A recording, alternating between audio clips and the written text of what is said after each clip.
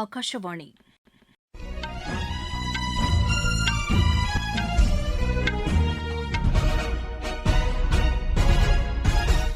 செய்திகள் வாசிப்பவர் வடிவழகி கபிலன். தலைப்புச் செய்திகள்: இந்தியாவின் வளர்ச்சிப் பயணத்தில் பங்கெடுக்க உலகமே ஆவலுடன் காத்திருப்பதாக பிரதமர் திரு நரேந்திர மோடி தெரிவித்துள்ளார். அரசு திட்டங்களின் பலன்கள் எளிமையாகவும் தடையின்றியும் மக்களை சென்றடைய வேண்டும் என்று மத்திய அமைச்சர் திரு சிவராஜ் சிங் சௌஹான் வலியுறுத்தியுள்ளார். பெட்ரோல் மற்றும் டீசல் விலை இன்று லிட்டருக்கு 91 பைசா உயர்த்தப்பட்டுள்ளது. 4 நாள் பயணமாக இன்று இந்தியா வந்துள்ள அமெரிக்க வெளியுறவுத்துறை அமைச்சர் திரு மார்க்கோ ரூபியோ பிரதமர் திரு நரேந்திர மோடியை சந்தித்து பேசுகிறார். ஆசிய டாக்வாண்டோ சாம்பியன் போட்டியில் இந்தியாவின் காஷிஷ் மாலிக் அரையிறுதி சுற்றுக்கு முன்னேறியுள்ளார். இனி விரிவான செய்திகள்.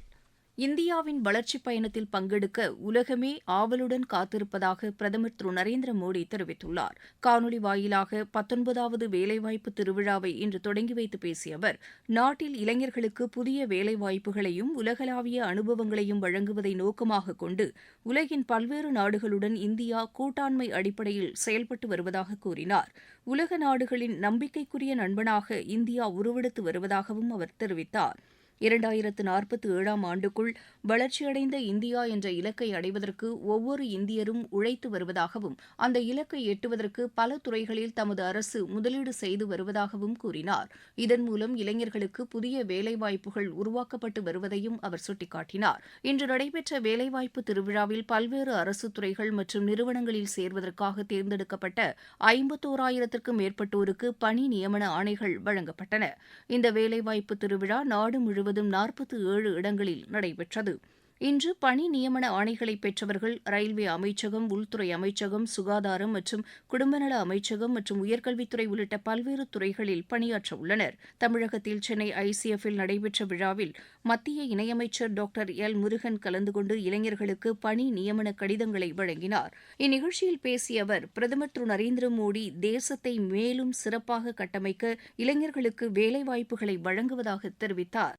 மாண்புமிகு பிரதமர் திரு நரேந்திர மோடிஜி அவர்கள் இந்த நாட்டிற்கு ஒரு வாக்குறுதியை கொடுத்திருந்தார்கள். கிட்டத்தட்ட போன வருடத்திற்கு முன்னால ஒரே வருடத்துல 10 லட்சம் பேருக்கு வேலை வாய்ப்பு கொடுக்கப்படும் என்று செங்கோட்டையில தன்னுடைய சுதந்திர தின உரையில சொல்லியிருந்தாங்க.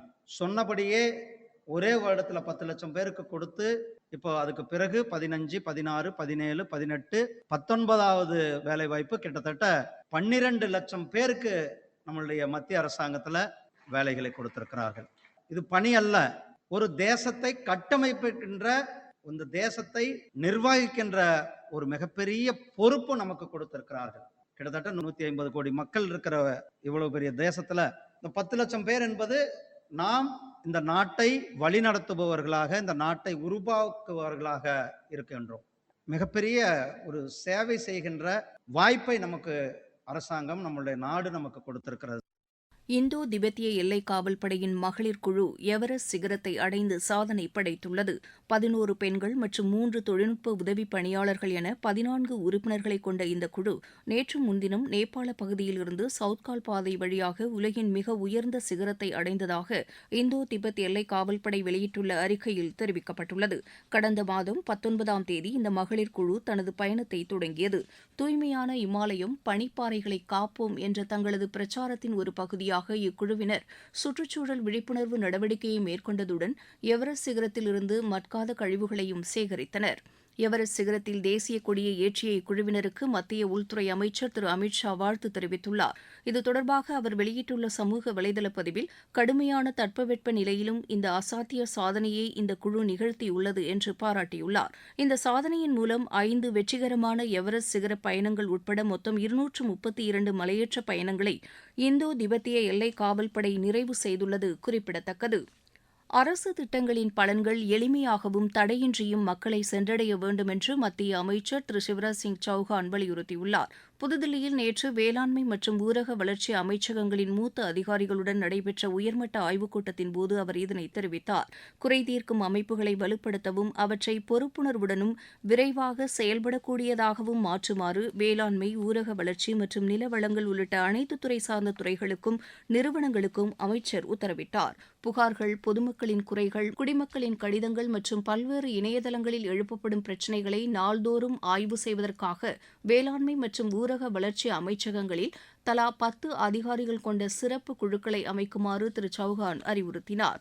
நடைமுறைகளை எளிமைப்படுத்த வேண்டியதன் அவசியத்தையும் தேவையற்ற விதிமுறைகளை நீக்க வேண்டியதன் அவசியத்தையும் அமைச்சர் வலியுறுத்தினார். நிர்வாகத்தில் செயற்கை நுண்ணறிவு தொழில்நுட்பத்தை பயன்படுத்துவது குறித்தும் இக்கூட்டத்தில் ஆலோசிக்கப்பட்டது. ரிசர்வ் வங்கி 2025-26 நிதியாண்டிற்கான உபரி நிதியிலிருந்து 2,86,000 கோடி ரூபாயை மத்திய அரசுக்கு வழங்க ஒப்புதல் அளித்துள்ளது. இது ரிசர்வ் வங்கியால் வழங்கப்படும் மிக உயர்ந்த லாப பங்கு தொகைகளில் ஒன்றாகும். மும்பையில் ரிசர்வ் வங்கி ஆளுநர் திரு சஞ்சய் மல்கோத்ரா தலைமையில் நடைபெற்ற இயக்குநர்களின் கூட்டத்தில் இந்த முடிவு எடுக்கப்பட்டது. முந்தைய நிதியாண்டுடன் ஒப்பிடுகையில் 2025-26 நிதியாண்டின் மொத்த வருமானம் 26.42% அதிகரித்துள்ளதாகவும் செலவினம் 27.6% உயர்ந்துள்ளதாகவும் ரிசர்வ் வங்கி தனது அறிக்கையில் தெரிவித்துள்ளது. நீங்கள் கேட்டுக்கொண்டிருப்பது ஆகாஷவாணியின் செய்தி அறிக்கை. ஊரக வளர்ச்சிக்கான புதிய அத்தியாயம். வளர்ச்சியடைந்த இந்தியாவிற்கான ஊரக வேலைவாய்ப்பு உறுதி மற்றும் வாழ்வாதார சட்டம் ஜூலை மாதம் 1ஆம் தேதி முதல் செயல்பாட்டுக்கு வருகிறது. இந்த சட்டம் வருடத்திற்கு 125 நாட்கள் வேலையை உறுதி செய்கிறது. இதில் வாரந்தோறும் ஊதியம் வழங்கப்படுவது கட்டாயமாக்கப்பட்டுள்ளது. பணி முடிந்த 15 நாட்களுக்குள் ஊதியம் வழங்குவதை உறுதி செய்வதற்கான அம்சங்களும் இதில் இடம்பெற்றுள்ளன. ஊதியம் காலதாமதமாக வழங்கப்பட்டால் அதற்கான இழப்பீட்டுத் தொகைக்கும் இதில் வகை செய்யப்பட்டுள்ளது. வளர்ச்சியடைந்த இந்தியாவிற்கான பயணத்தில் மோடி அரசு தொடரும் சீர்திருத்த நடவடிக்கைகள்.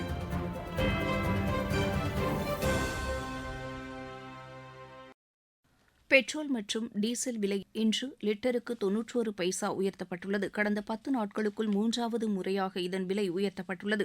தில்லியில் பெட்ரோல் விலை 87 பைசா உயர்த்தப்பட்டு லிட்டருக்கு 99 ரூபாய் 51 பைசாவாகவும், டீசல் விலை 91 பைசா உயர்த்தப்பட்டு லிட்டருக்கு 92 ரூபாய் 49 பைசாவாகவும் அதிகரித்துள்ளது.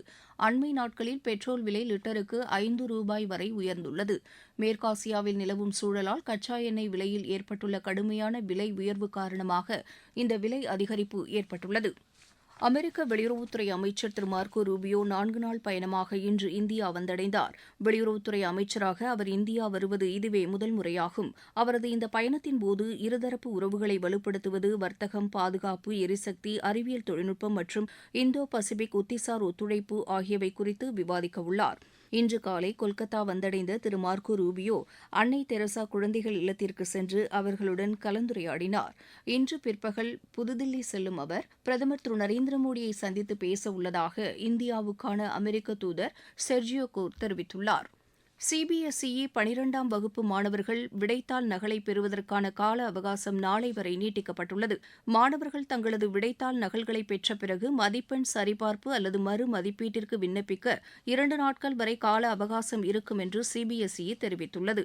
இந்த கால அவகாசத்தை மாணவர்கள் பயன்படுத்திக் கொள்ளுமாறு சிபிஎஸ்இ கேட்டுக் கொண்டுள்ளது.